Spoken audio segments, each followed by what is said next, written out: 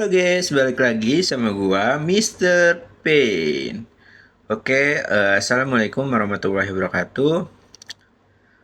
Di sini Mr. Pain akan menjelaskan mengenai DDoS attack ya. Di sini Mr. Pain akan jelasin apa itu DDoS attack, tentunya dari nol sampai akhir. Jadi walaupun kalian eh, masih asing dengernya, kalian akan paham ya sebentar lagi setelah menonton videonya sampai habis. Dan yang sudah paham mungkin akan lebih paham lagi setelah penyampaian Mr. Pen kali ini. Oke, di sesi kali ini atau di modul kali ini kita akan belajar 6 poin penting mengenai DDoS attack ya. Nah, tentunya ini bikin kalian semua itu ngebuka mata ya. Betapa seriusnya ancaman DDoS attack ini. Nah, poin pertama, kita akan belajar atau kita akan bahas apa sih sebenarnya serangan DDoS attack itu. Nah, di poin ini kamu akan tahu bahwa DDoS itu bukan hanya untuk ngeganggu website aja, tapi bisa melumpuhkan layanan, kerugian, dan menurunkan reputasi pemilik sang website atau pemilik bisnisnya ya. Lalu poin kedua, kita akan tahu gimana sih cara kerjanya DDoS ini dan cara kerjanya sampai bikin server atau website ini bisa tumbang atau down. Kita bakal kulik semuanya, mekanismenya, kayak gimana sih serangan ini bisa datang sampai bikin web target ini down atau tidak bisa dibuka oleh pengunjung situs webnya. Lalu poin ketiga, kita akan tahu peran penting botnet ya. Jadi dalam serangan DDoS ini, botnet ini intinya penting lah buat senjatanya hacker untuk melakukan DDoS attack. Nanti botnet akan Mr. Pen jelaskan juga maksudnya apa. Lalu poin keempat, kita akan tahu siapa aja sih yang biasanya ngelakuin serangan kayak gini dan buat apa gitu orang melakukan DDoS ini. Nah, dari mulai hacker iseng, hacker black hat, sampai operasi rahasia negara. Itu poin keempat. Lalu poin kelima, kita akan tahu seberapa besar sih dampaknya DDoS attack ini. Lalu dan yang keenam, kenapa DDoS itu jadi senjata andalan dalam perang siber modern. Nah, oke, kita akan langsung belajar ya. Tentunya di sini Mr. Pen akan jelasin dengan santai. Lalu pembahasannya itu bakal dijelaskan dengan gaya yang mudah dicerna ya. Jadi bahkan yang baru pertama kali dengar istilah DDoS itu akan segera paham. Oke, sekarang kita masuk ke bagian penting yang jadi tema besar ya di modul ini, yaitu artileri dunia maya. Jadi maksudnya gimana? Jadi gini ya Mas Iber. Kalau misalnya zaman dulu itu yang namanya perang itu pasti identik sama peluru, tank, roket, nuklir, bom atom, dan alat tempur fisik lainnya. Tapi perang modern kali ini itu nggak harus begitu ya. Jadi kadang itu kita cukup perang lewat internet aja dan beberapa baris kode aja untuk melakukan DDoS ini. Lalu dunia digital sekarang ini juga udah resmi jadi medan tempur, mulai dari pemerintah, infrastruktur, media, bisnis, dan semuanya itu udah terhubung di internet ya. Jadi artinya mereka ini itu bisa jadi target serangan siber. Dan salah satu senjata hacker yang paling sering dipakai dan mematikan ini adalah DDoS attack. Nah, DDoS ini itu bentuknya nggak kelihatan. Tapi efeknya itu bisa berasa banget yang bikin apa ya, pemilik webnya itu bakal kepanikan ya. Dan websitenya itu bisa mati total, lalu sistem negara juga bisa lumpuh ya. Lalu layanan publik bisa juga nggak jalan dan misalnya ada komunitas online juga yang situsnya diserang sama hacker menggunakan DDoS ini juga akan panik. Bayangin aja ya, misalnya kamu butuh akses darurat ke layanan rumah sakit. Dan ternyata sistemnya itu lagi down gara-gara ada hacker yang menyerang menggunakan DDoS attack ke sistem rumah sakitnya. Akibatnya apa? Akibatnya kamu yang mau daftar pasien online itu jadi gagal. Dan misalnya layanan komunikasi itu kalian mau komunikasi dengan spesialisnya itu jadi tertutup, jadi gagal ya. Dan masih banyak lagi hal-hal fatal gara-gara DDoS attack. Nah, oke, mungkin kalian jelas ya mengenai artileri dunia maya ini maksudnya apa. Oke, kita next slides berikutnya. Oke, sekarang kita masuk ke poin belajar pertama, yaitu apa sih sebenarnya DDoS itu? Jadi DDoS itu singkatan dari Distributed Denial of Service. Nah, kedengarannya ribet ya, tapi itu sebenarnya artinya tuh atau maknanya tuh gampang banget. Nah, singkatnya itu ini tuh adalah serangan yang bikin layanan online kayak misalnya website, aplikasi, atau server itu jadi nggak bisa diakses karena dibanjiri sama traffic dari banyak arah. Nah, jadi buat kalian yang belum tahu apa itu traffic, uh, simpelnya atau singkatnya, traffic itu tuh seperti lalu lintasnya data ya. Dia tuh jadi jalurnya bolak-balik antara pengguna dan server. Ya, kayak misalnya jalan tol aja lah, itu kan tempat kendaraan khusus mobil ya. Khusus mobil untuk berjalan. Nah, sama kayak traffic. Traffic itu ibarat kayak tolnya khusus pengguna ya, pengguna untuk menuju ke server atau lalu lintasnya. Simpelnya itu lalu lintasnya si pengguna lah untuk menuju ke website atau server. Nah, jadi DDoS itu nggak bikin nyolong data ya. Jadi nggak DDoS itu nggak buat nyolong data, nggak buat untuk bobol, tapi hanya bikin sistemnya kacau aja. Nah, analoginya gini. Bayangin kamu misalnya punya warung kecil mie ayam, ya. Kamu punya warung mie ayam nih, kamu jualan. Nah, terus tiba-tiba eh, di hari itu ada pelanggan, ada ribuan pelanggan yang pura-pura mau beli mie ayam. Ribuan loh. Biasanya kan yang datang cuma 3 orang, 4 orang, tiba-tiba di hari itu di siang hari ada ribuan orang ngantri ya, pura-pura mau beli mie ayam kita. Mereka tuh padahal cuman kayak pura-pura mau beli doang, kayak misalnya cuman duduk di bangku, misalnya nanya harganya, lalu mereka misalnya cuman eh, minta sendok doang atau misalnya ngobrol ngalor ngidul, tapi mereka itu sebenarnya nggak pernah pesen dan akibatnya pelanggan asli itu nggak bisa masuk dan beli mie ayam yang kamu jual, dan akhirnya kamu sebagai penjual juga akhirnya tutup ya warungnya. Nah, itu dia yang dilakukan oleh DDoS ke sistem digital. Jadi dia nggak nyolong data, tapi cuman bikin kacau doang ya, dan bikin webnya itu gagal dibuka oleh pelanggan asli. Oke, sekarang kita masuk ke poin belajar kedua, yaitu gimana sih cara kerjanya DDoS attack ini. Jadi langkahnya itu kurang lebih kayak gini ya. Jadi pertama itu penyerang atau hacker itu punya jaringan perangkat kayak laptop, HP, kamera, dan perangkat lainnya. Tapi ini milik orang lain ya. Si hackernya memakai perangkat milik orang lain. Nah, ntar itu perangkatnya itu bisa dijadikan sebuah botnet untuk menyerang situs. Yang belum ngerti, contoh simpelnya gini aja deh.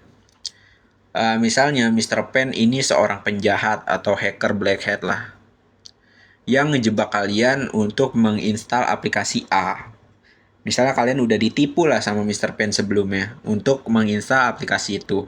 Dan kalian itu yang sudah dibohongi Mr. Pen itu menginstal aplikasi malware buatan Mr. Pen ke handphone kalian ya. Dipasang jadi aplikasi Mr. Pen itu di handphone kalian. Otomatis Mr. Pen itu dapat akses penuh di perangkat kalian. Yang dimana perangkat kalian bisa Mr. Pen jadikan sebuah botnet. Ya, botnet itu nanti dijelasin lah ya di slide berikutnya. Intinya berarti kamu yang udah Mr. Pen jebak, misalnya udah Mr. Pen bohongin untuk install, berarti kamu itu perangkat HP-nya itu udah bisa Mr. Pen kendalikan ya untuk dijadikan sebuah botnet. Lalu Mr. Pen bisa kontrol HP kalian atau HP kamu itu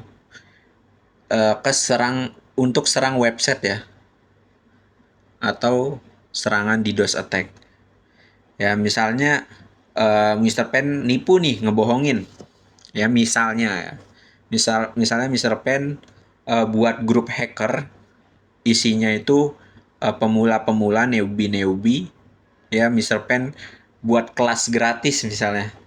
Ayo join gratis, tapi harus install ini dulu. Nah, misalnya ada 200 orang yang bergabung di grupnya Mr. Pen. Nah, dari 200 orang itu, Mr. Pen suruh install aplikasi buatan Mr. Pen yang udah Mr. Pen buat ya, untuk sebuah botnet. Otomatis, kalian yang mungkin udah Mr. Pen akalin atau Mr. Pen bohong-bohongin ya, itu ngeinstall dan ngebuka aplikasinya. Misalnya Mr. Pen iming-iming, ini aplikasi buat ngehack sadap WA misalnya. Terus kalian download semua, ya, download semua, dan akhirnya Mr. Pen dari 200 orang itu bisa mendapatkan semua akses perangkatnya. Mr. Pen bisa ngendaliin, Mr. Pen bisa ngesadap, dan lain-lain. Tapi topik ini kan Mr. Pen mau bahas DDoS ya. Jadi dari 200 perangkat itu nanti Mr. Pen jadikan untuk senjata serangan DDoS ya. Jadi 200 perangkat itu Mr. Pen alihkan atau Mr. Pen kontrol untuk menyerang situs A misalnya. Dan Mr. Pen serang dengan waktu bersamaan dari 200 perangkat itu. Otomatis webnya itu akan mengalami down atau kerusakan atau tidak bisa dikunjungi lagi oleh peserta lainnya. Dan tanpa kalian sadar ya. Jadi misalnya semua perangkat itu bisa Mr. Pen kontrol jarak jauh ya. Jadi Mr. Pen juga bisa perintahkan semua untuk serangan target ke website secara bersamaan. Ya. Itu yang cara kedua. Lalu cara ketiga ya. Akhirnya web yang jadi target itu yang jadi target Mr. Pen itu Mr. Pen serang pakai 200 perangkat milik kalian, itu akan kebanjiran request di traffic ya, yang akibatnya lalu lintas dari penggunanya itu akan padat atau macet ya, dan sistemnya atau sistem web target ini otomatis nggak kuat nanggung ya, yang akibatnya step yang keempat, akibatnya itu sistemnya down dan website nggak bisa diakses siapapun lagi. Oke, sekarang kita masuk ke poin belajar yang ketiga, yaitu peran penting botnet dalam serangan kayak gini ya. Jadi kan tadi Mr. Pen udah ngomong botnet ya, mungkin masih ada yang bingung botnet apa sih gitu ya. Jadi kita akan belajar botnet, atau kalian boleh sebutnya gaya gampangnya botnet ini tuh kayak pasukan zombie di dunia maya. Pasti kalian suka nonton zombie ya. Nah, jadi apa itu botnet? Jadi botnet itu jaringan perangkat yang udah kena infeksi ya, dan bisa dikendalikan diam-diam oleh si penyerang atau hacker. Makanya tadi Mr. Pen ngomong HP kalian ya yang sudah install aplikasinya Mr. Pen itu bisa dijadikan botnet ya. Jadi perangkat kalian itu otomatis jadi zombinya Mr. Pen ya. Bisa, atau robotnya lah Mr. Pen. Bisa Mr. Pen kendaliin ya, tanpa kalian sadar. Nah itu intinya botnet itu jaringan perangkat yang udah kena infeksi dan bisa dikendalikan diam-diam oleh si penyerang atau hacker. Jadi kalian yang perangkatnya udah terinfeksi itu nggak bakal tahu. Nah ini perangkatnya ini bisa dijadikan botnet. Nah itu biasanya seperti laptop, HP, kamera, CCTV, bahkan kulkas pintar juga bisa ya. Pokoknya semua perangkat yang bisa terkoneksi internet, terutama itu yang masuk dalam kategori IoT atau Internet of Things itu punya potensi dijadikan botnet atau zombie dunia maya. Dan yang ngerinya, si pemilik asli dari perangkat itu biasanya tuh nggak sadar ya, perangkatnya itu udah jadi bagian dari botnet atau tentara kita lah, atau zombinya kita, atau robotnya kita lah. Nah, misalnya perangkat kalian nggak mau dijadikan botnet, kalian bisa selalu waspada ya, terutama selalu update OS kalian. Lalu jangan install aplikasi yang sembarangan ya. Kalau bisa yang resmi-resmi aja kayak di Play Store atau di App Store. Lalu gunakan antivirus, lalu jangan sembarangan klik link ya, atau misalnya kalian tuh janganlah kunjungin web-web yang apa ya, terlihat kayak tidak profesional atau kayak phishing. Nah, itu punya resiko kalian terkena botnet juga. Misalnya kalian ini ya, pengen nonton film ya, tapi kalian males bayar ya, film bioskop misalnya, film yang sudah diangkut di layar lebar, contohnya yang dirilis di Netflix kan bagus-bagus. Nah, kalian males bayar untuk Netflix, dan akhirnya kalian ngunjungin website bajakan ya, yang untuk ngelihat film-film gratis ya, atau film-film layar lebar gratis ya. Tapi di balik gratis itu ternyata ada jebakannya ya. Kalian misalnya install filmnya, itu bukannya install videonya, kalian malah install botnetnya gitu. Oke, sekarang kita masuk ke poin keempat, yaitu siapa aja yang suka ngelakuin serangan DDoS ini. Jadi simpelnya itu sebenarnya siapapun itu bisa melakukan serangan DDoS attack ini. Ya, jawabannya itu siapapun orang bisa melakukan DDoS attack ini. Tapi yang sering dilakukan itu biasanya sama hacktivis ya. Hacktivis ini tuh orang atau kelompok yang nyerang DDoS itu karena alasan ideologi ya, atau bentuk protesnya dia. Misalnya dia nggak setuju sama kebijakan pemerintah. Nah, akhirnya dia marah dan serang situsnya pemerintah. Lalu misalnya dia marah sama perusahaan besar karena ditipu miliaran misalnya. Akhirnya mereka pakai DDoS sebagai bentuk perlawanan digital. Lalu kedua itu penjahat siber ya, atau kita sebut aja black hat lah ya, hacker black hat. Nah, ini biasanya itu dia ketika habis serang, lalu itu dia akan meminta tebusan agar sistem target itu dihentikan sama si hacker atau kembali normal bisa diakses oleh semua pengguna. Biasanya ngancem-ngancem dia minta tebusan. Lalu yang ketiga itu pemerintah atau militer itu juga kadang ada ya, negara atau institusi militer yang pakai serangan ini itu sebagai bagian dari operasi intelijen atau konflik digital.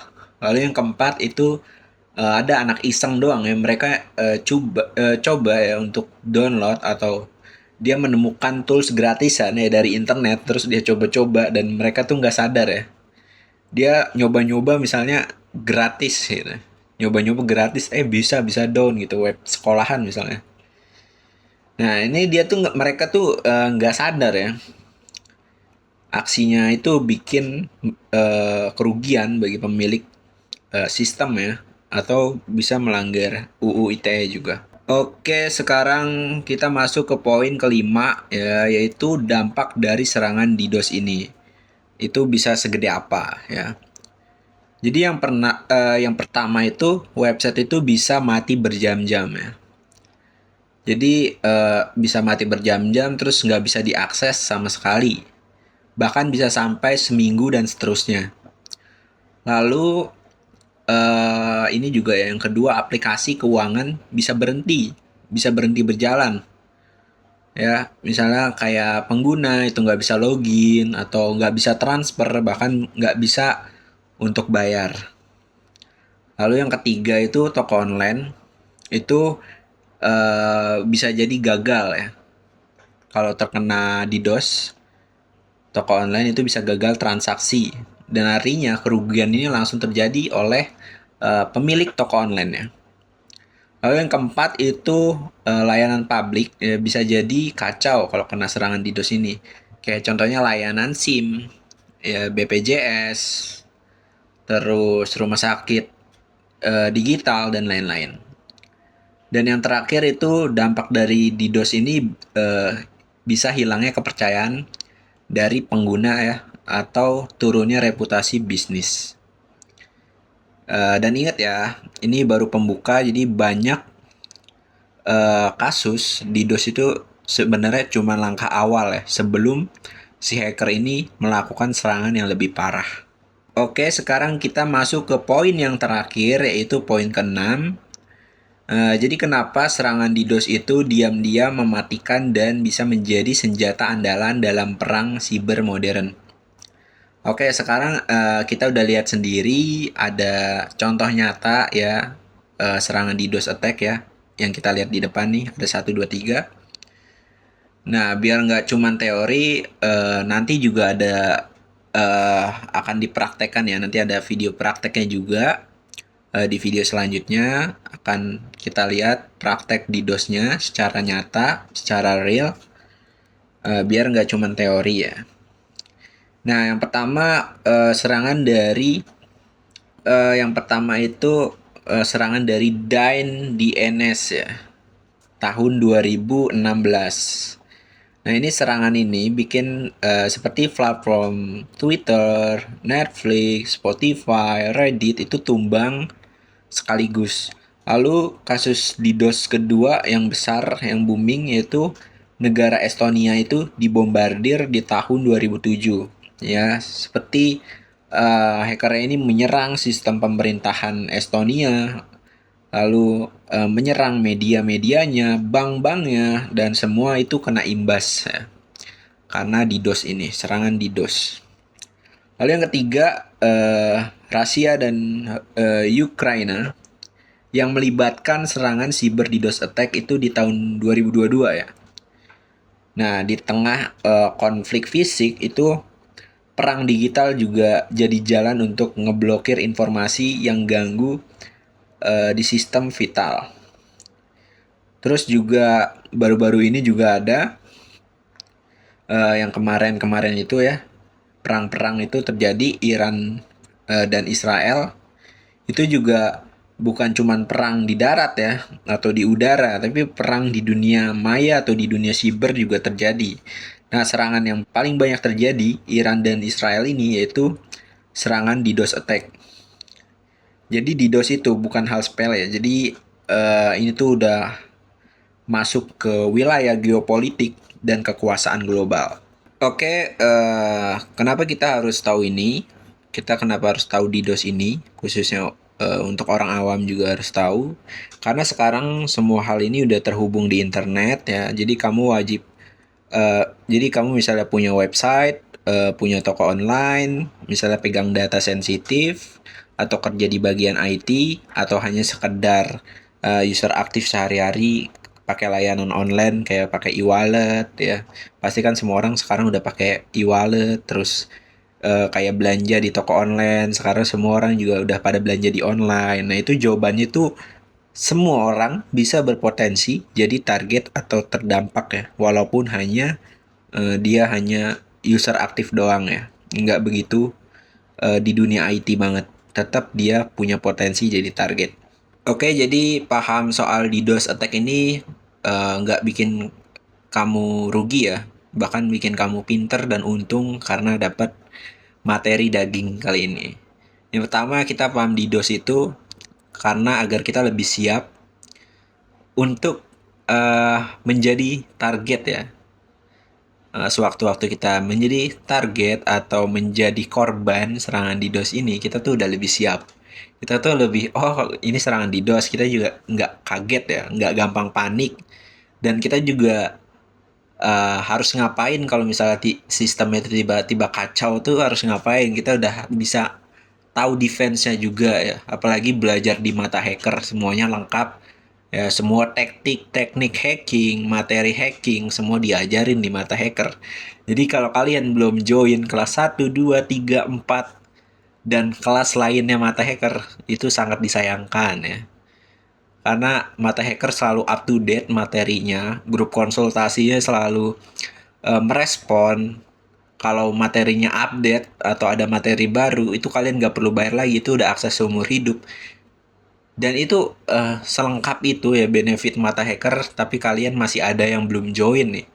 Aduh gimana? Apalagi mata hacker itu harganya selalu naik ya. Jadi makanya mumpung harganya masih sekarang nih masih biasa-biasa aja, kalian join lah secepatnya. Dan perlu diingat ya, jadi DDoS ini bukan cuma masalah teknis aja, tapi ini bagian dari ancaman nyata di era digital sekarang. Jadi ini bukan mitos, bukan apa, ini real ya, karena Mr. Pen juga udah sering praktek DDoS ini bersama Mr. Dark. Oke, kita next slide-nya. Oke, kesimpulannya semua ini, jadi serangan DDoS ini butuh bantuan botnet ya. Karena dengan bantuan botnet, serangan DDoS itu bisa datang dari ribuan titik sekaligus. Ya, kayak Mr. Pen bilang tadi ya, misalnya 200 orang dijebak Mr. Pen. Berarti Mr. Pen punya 200 perangkat untuk nyerang ke server ya, secara bersamaan. Nah, ini bikin sistemnya langsung kelabakan dan layanan jadi lumpuh. Ya, semakin besar webnya, berarti perangkat atau botnet yang kita pakai ini harus semakin besar powernya. Nah, serangan ini tuh sering dipakai dalam konflik politik, ekonomi, bahkan militer. Dan dengan kamu semua ini yang nonton, uh, dengan ngerti cara kerjanya, ngerti sejarahnya, ngerti semuanya tentang DDoS yang Mr. Pen jelasin, itu kalian tuh nggak akan jadi penonton di tengah perang digital ini doang ya, tapi kalian juga bisa bagian dari pertahanan. Oke, mungkin penyampaian materi Mr. Pen cuma sampai sini doang ya. Buat kalian yang masih belum paham, bisa langsung ulang lagi videonya sampai kalian paham ya. Kalian dengerin terus ya, karena ini sangat-sangat bermanfaat ya. Tentunya ya berkah juga ya kalian dapat ilmu baru ini. Oke. Mungkin sampai sini dulu. Mr. Pen pamit undur diri. Wassalamualaikum warahmatullahi wabarakatuh.